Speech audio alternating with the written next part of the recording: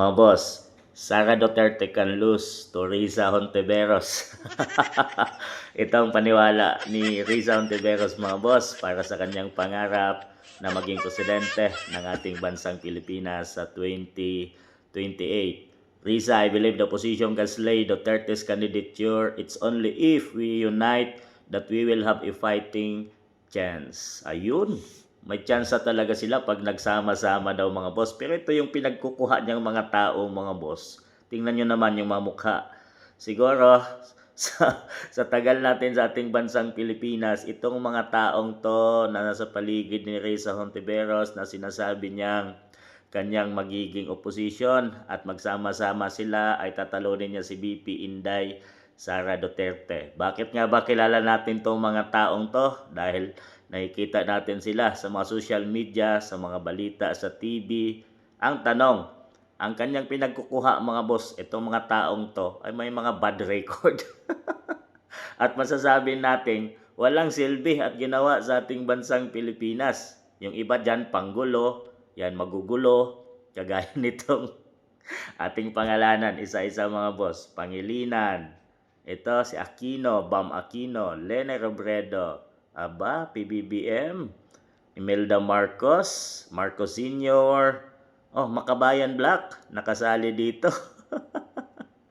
Castro, so, dito pa si Ninoy Sr., Trillanes, De Lima, Jokno, ayan si itong Makabayan Black, yan, Percy Sindanya, at saka ito, si Raul Manuel. Aba, itong mga kadalasan dito ay mga NPS or representative ng mga Makabayan Black mga boss.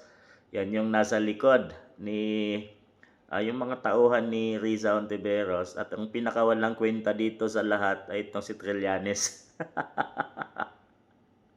Itong side na to. Ito Makabayan Black. Yan, De Lima. Pati na si Goku nasali na.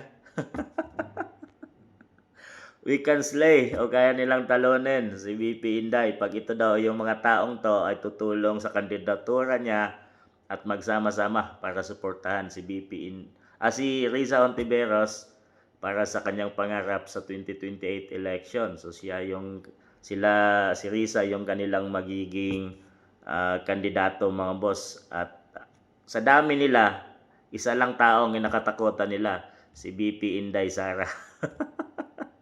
Na walang ka-opposition at walang ka-grupo mga boss. Hindi siya nag-recruit. Talagang solo standing lang ang ginawa ni VP Inday Sara. Pero takot na takot sila. Ganito karami ang kanyang kinuha para lang matalo niya si VP Inday. Diyos mio, wala kang tiwala sa sarili mo. Sinasabi mong malakas ka. Kung talagang gusto ka ng taong bayan, dahil nakikita ng taong bayan ang iyong magandang pinaggagawa sa ating bansang Pilipinas, dahil matagal ka ng senators, so hindi mo na kailangan kunin at mag-recruit ng mga ganyang karami.